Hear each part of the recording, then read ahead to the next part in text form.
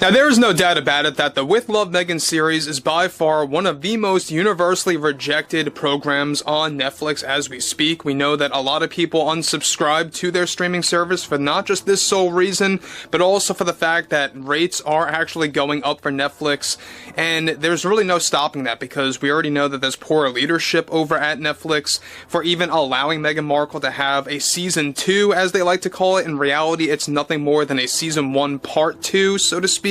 They filmed all 16 episodes in one and decided to divide it up into 2 parts just to say, hey, it's a season 2, we're successful.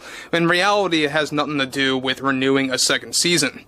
This is Mike Zero. Subscribe if you're new and like this video to see future updates. You can also follow me at Mike01. I thank you also very much for the great and kind support.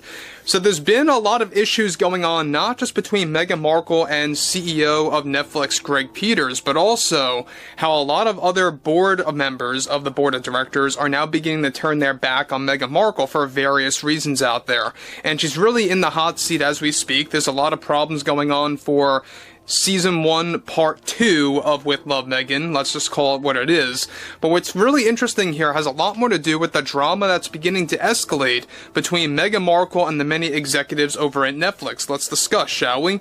Now, one thing is for certain is that we already know that Meghan Markle is only making matters worse for Netflix and whatever image of their brand is left, right? We know that Netflix is really struggling to really recover from what they put out there with Season 1 and just how Meghan Markle was across the entirety of the mainstream media, was getting mocked over the fact that she was even getting a role over at Netflix, getting a program like this on their platform.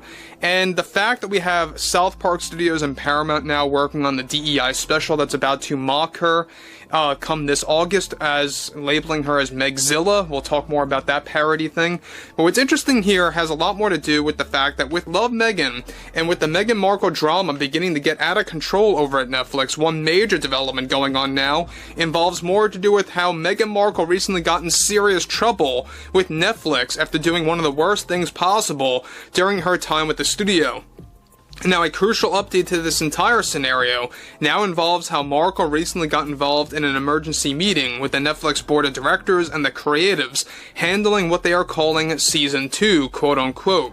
Now, already more board members that were once 100% supportive of Meghan Markle are now beginning to have a change of heart and are shifting their tone with Meghan after she made a proposal to bring on more politicians for additional filming for Season 2. After Netflix approved both Kamala Harris and Gavin Newsom to film cameos for this June, Meghan was already calling for Michelle Obama just last week to come on the series for episode 7 of Season 2. And the board of directors reportedly shot down that proposal because they believed that by having 3 politicians on the show, it would be crossing the line at that point. This led to a moment where Meghan Markle yelled at some of the board members that were once considered ride-or-die supporters of hers and are now beginning to strip Meghan Markle of her creative control over Season 2. Not only that, but also Netflix, of course, got engaged with the fact that they decided to cancel multiple filming dates for With Love Meghan Season 2, where roughly, get this, 40% of the plans for additional filming of the series have now been axed as a result of Meghan's toxic behavior behind the scenes toward Greg Peters, the CEO, and the many board of directors out there. Now, Meghan is reportedly fighting to get Michelle Obama on the series, and is already creating an ultimatum against Netflix to force them to bring Michelle Obama on the series at all costs. Now, this conflict is already, of course, resulting in the board finally beginning to side with Greg Peters. Though some board members still are supporting Meghan with no questions asked, some members of the board that are now turning on Meghan Markle are calling to sue Meghan Markle for creating a massive loss of customers on their platform. This recent development reportedly alarmed Meghan Markle, where she already has her lawyers ready if Netflix decides to pursue suing her for destroying their image. Now, guys, before we move on, let me just say one thing about this. The fact that we have some board members over at Netflix that were once a complete, ride or die supporter or supporters of Meghan Markle, and the fact that they are now beginning to turn on her, I think it really speaks volumes. It says a lot. It really does tell you a lot of what's going on at Netflix and what's really also happening behind the scenes. Now, The thing about Meghan Markle is that we already know there's a lot of things going on, not just between herself and Greg Peters, but now you got the board of directors that are beginning to be, very tiresome over Meghan Markle. They're beginning to get exhausted over all her nonsense, all of her shenanigans, all of her proposals and demands that she's pouring into the HQ of Netflix. And that's exactly why they are beginning to dial back. They are beginning to go into this damage control, so to speak. So look, I think it was a big mistake to begin with by Netflix approving Kamala Harris and Gavin Newsom to come on board of Netflix with, of course, With Love Meghan Season 2, Part 2 of Season 1, whatever you want to call it. But the fact that she is trying to get Michelle Obama on this program now is something that I think would drive away even more customers and even, of course, other viewers of Netflix. The fact that you have, Meghan Markle doing such things, the fact that she's going to that extra length to make it 100% political on the show, to have politicians cook with her, I think it's really nothing more than her using her platform as a gateway for some of these politicians to make a comeback in 2028. There's no doubt about it at this point. Moving on.